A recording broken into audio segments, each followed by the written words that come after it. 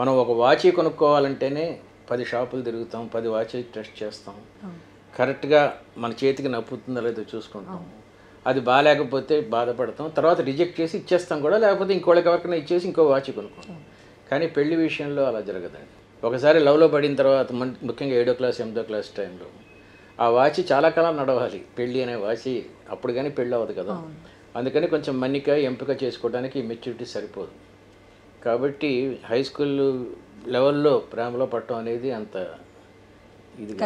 దీనికి కారణం కూడా ఉన్నాయండి చాలా. ఫస్ట్ ఇంట్లో సరి అయిన ఎఫెక్షన్ లేక ఏమాత్రం ఎఫెక్షన్తో మాట్లాడిన అవతలోడు, ప్లస్ లాస్ట్ ఎపిసోడ్స్లో కూడా మనం డిస్కస్ చేసాం, నన్ను ఒకళ్ళు రికగ్నైజ్ చేస్తున్నారు అన్న ఫీలింగ్ ఇన్ఫాక్చుయేషన్కి దారి తీస్తుంది. These are the reasons for high స్కూల్లో. మరి కాలేజీ విషయం ఏంటి? ఈ కాలేజీ విషయంలో సాధారణంగా ఈ కార్పొరేట్ కాలేజెస్లో వాటిలో చేరిన వాళ్ళు ఎంసెట్ అదేదో అయిపోగానే సడన్గా ఫ్రీడమ్ ఫీల్ అవుతారు. నెక్స్ట్ గ్రాడ్యుయేషన్కి వెళ్ళినప్పుడు బీటెక్ ఫస్ట్ ఇయర్ లేకపోతే ఎంబీబీఎస్ ఫస్ట్ ఇయర్. నేను చాలా ఎక్స్పీరియన్స్తో చెప్తాను. ఆ క్లాసెస్కి వెళ్ళినప్పుడు వాళ్ళు అసలు they don't belong to education, నొక్కి ఉంచుతారు కదా. ఆ టైంలో కో ఎడ్యుకేషన్ కూడా వస్తుంది. ఈ కార్పొరేట్ కాలేజెస్లో బాయ్స్ని విడిగా గర్ల్స్ని విడిగా పెడతారు. ఒక్కసారి కలిసిపోయేసరికి నేను చెప్పినట్టు ఐడెంటిటీ క్రైసిస్ వచ్చేసేసి ఎవరిని వినా సరే అదే లవ్ అనుకుంటారండి. పోతే కాలేజీ డేస్లో ఫస్ట్ ఇయర్లో ప్రేమ గురించి ముందు సరదాగా చెప్తాను, తర్వాత సీరియస్గా వెళ్దాం. ఉదాహరణకు ఫస్ట్ ఇయర్లో 2 అమ్మాయిలు ఒక అమ్మాయి ఒక అబ్బాయి ప్రేమించుకున్నారు అనుకుందాం. అమ్మాయి సక్సెస్ అయింది, నెక్స్ట్ ఇయర్కి వెళ్ళింది. అబ్బాయి ఫెయిల్ అయ్యాడు, నెక్స్ట్ ఇయర్కి వెళ్ళింది, ఇంకా ఫెయిల్ అవుతున్నా అన్నాడు. 4th ఇయర్ చదువుతున్న అమ్మాయి ఫస్ట్ ఇయర్ చదువుతున్న అబ్బాయి కోసం, లవర్ కోసం వస్తూ ఉంటే అది ఎంత హాస్యాస్పదంగా ఉంటుంది. ఈ ముదురు కేసు ఫస్ట్ ఇయర్లో ఉన్నాడు, ఇంకా సబ్జెక్టులు మిగిలిపోయినాయి, ఆ అమ్మాయి వెళ్ళిపోతుంది పైకి.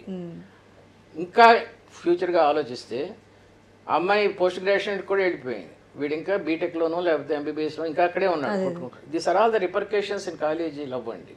సో ఐ డోంట్ అడ్వైజ్ కాలేజీలో ప్రేమించుకుంటే ఇవన్నీ రిపర్కేషన్స్ ఉంటాయి.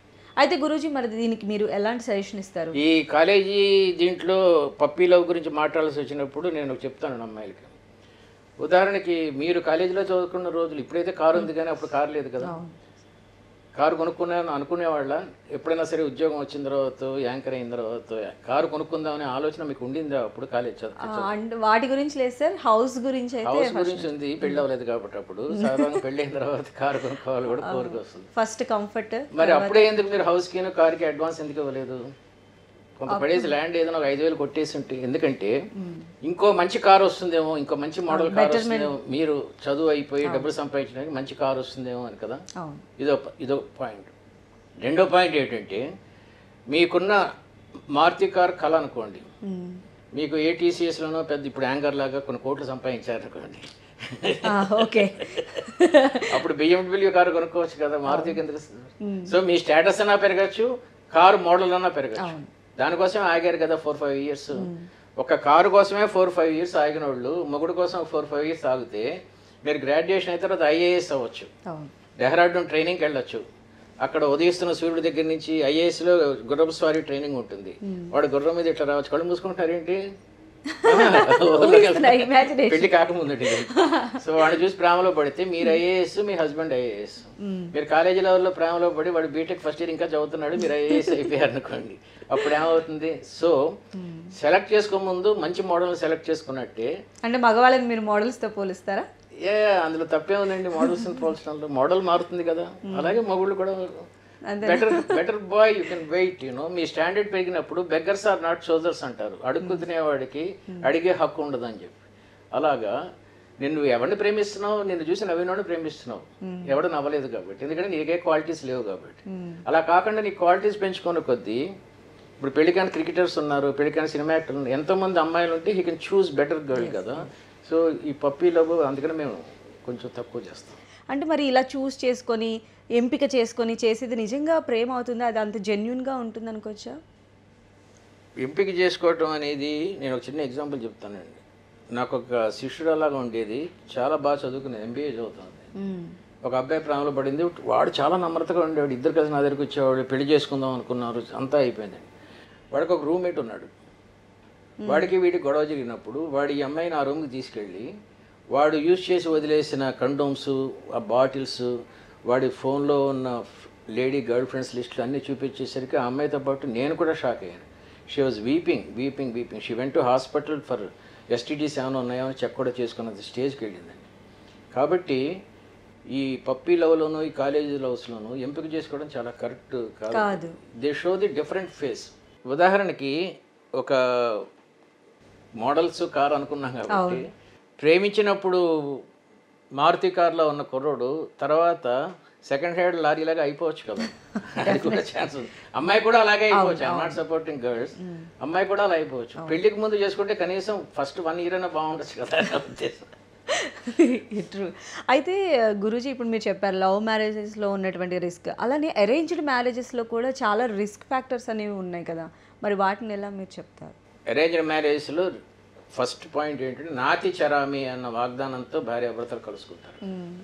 వాళ్ళకి ఏమాత్రం గొడవలు వచ్చినా ఇంట్లో జాయింట్ ఫ్యామిలీస్ ఉంటాయి. ఇటువైపు ఫాదర్ మదర్, అటువైపు ఫాదర్ మదర్ ఉంటారు.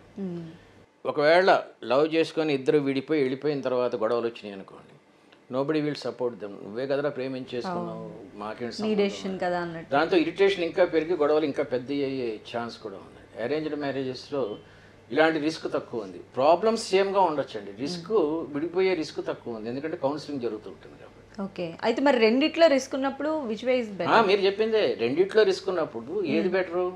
అమ్మ నాన్నని వదిలేసి బయటికి వెళ్ళి చేసుకోవడం బెటరా?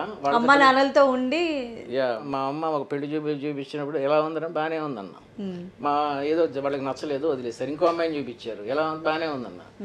ఇంకొక అమ్మాయిని చూపించారు, ఎలా బాగానే ఉందన్న. ఏంటో అందరూ బాగానే ఉంది. అవునమ్మా, వాళ్ళు ఎలా ఉంటాళ్ళో నాకు పెళ్లి చూపుల్లో ఏం తెలుస్తుంది, కలిసి ఉంటేనే కదా తెలిసేది. నువ్వేమనుకోకపోతే ఒక చిన్న మాట చెప్తా, ఏ రాయి అయితేనే పళ్ళు ఓడగొట్టుకోవడానికి, ఈ రాయి మంచిది అయితే పళ్ళు బాగుంటాయి అని చెప్పాను. ఓకే. సో గురూజీ, ప్రేమ వ్యవహారాల్లో ఉన్నటువంటి రిస్క్ ఏంటి? మీరు చాలా కాలేజెస్కి వెళ్ళి చెప్తూ ఉంటారు కదా, ఈ విషయం మీద మీరు ఏం చెప్తూ ఉంటారు, సజెషన్స్ ఎలా ఇస్తుంటారు? కాలేజీలో ఫస్ట్ ఇయర్లో ప్రేమలో పడ్డ అబ్బాయి అమ్మాయి చదువు పూర్తయ్యే వరకు ఆగుదాం అంటాడా? ఇప్పుడే చేసి చదువు పూర్తయ్యే వరకు ఆగుదామని ఎందుకు? అప్పుడు స్టాండర్డ్ ఉంటుంది, స్టాండర్డ్ అంటే కాళ్ళ మీద నిలబడే శక్తి వస్తుంది కదా. అప్పుడు ఈ అమ్మాయి ఆగుదాం అంటుంది కదా, ఈ అమ్మాయి కూడా ఇంట్లో చెప్పడం భయమే కదా. చదువు పూర్తయిన తర్వాత ఏదో కొన్ని అనివార్య కారణాల వల్ల ఒక అబ్బాయికి తల్లి సూసైడ్ చేసుకుంటానవచ్చు, లేకపోతే ఈ అమ్మాయి అంటే మొహం మొత్తచ్చు, ఏదైనా జరగచ్చు కదా. అప్పుడు ఏమవుతుంది అమ్మాయి పరిస్థితి? ఇదొక రిస్క్ ఇలా ఉంది కదా. 4th year అయిన తర్వాత పోనీ ఆ అబ్బాయి ఇంటికి వెళ్ళి ఈ అమ్మాయిని తీసుకెళ్ళి మీ ఇద్దరం పెళ్లి చేసుకోబోతున్నాం అన్నారు అనుకోండి, అంటే తండ్రి కాళ్ళిర కొడతాను వెధవా అంటే వీడేం చేస్తాడు? అంతే, ఇంకా అక్కడ బ్రేకప్ అయిపోతాడు. అవ్వచ్చు, లేదా బయటకు వెళ్ళిపోవచ్చు, ఉద్యోగం వచ్చింది కాబట్టి. బ్రేకప్ అయ్యిందనుకోండి, నేను చెప్పిన రిస్క్లన్నీ ఉన్నాయి కదా. ఇందులో రిస్క్ ఏంటంటే, ఈ అబ్బాయి అమ్మాయి ఫస్ట్ ఇయర్ నుంచి ప్రేమలో పడ్డప్పుడు ఎవడన్నా పొదల చాటు నుంచి వీడియోలో తీసి ఈ అమ్మాయి పెళ్లి చేసుకొని పిల్లలు పుట్టిన తర్వాత ఆ వీడియో చూపించి, నీ మొగుడికి ఈ వీడియో చూపిస్తాను, నువ్వు నాతో కొంచెంసేపు గడుపు, లేకపోతే ₹1,00,000 ఇవ్వంటే ఈ అమ్మాయి ఇవ్వాలి కదా. ఈ వీడియోస్ వచ్చిన తర్వాత ఈ అమ్మాయి ప్రేమ వ్యవహారం, అబ్బాయి ప్రేమ వ్యవహారం కాలేజీ అంతా తెలిసిపోతుంది. ఫస్ట్ ఇయర్లో చాలా ఉధృతంగా ప్రేమించుకుంటారు కదా. అప్పుడు ఈ అమ్మాయి బ్రేకప్ అయిన తర్వాత ఇంకొక అబ్బాయి ఈ అమ్మాయి గురించి ఎంక్వైరీ చేస్తే వాడికి ఈ విషయం తెలుస్తుంది కదా. డెఫినెట్గా తెలుస్తుంది. వాడు పర్లేదు, ఎవడైనా పర్లేదు అని అనుకుంటే ఓకే, వాడు కొంచెం నా భార్య నాతోనే పవిత్రంగా మొదటి నుంచి ఉండాలనుకున్నట్టయితే లాస్ట్ మినిట్లో పెళ్లి క్యాన్సిల్ అయ్యే ఇది ఉంది కదా. ఇది రెండో పాయింట్.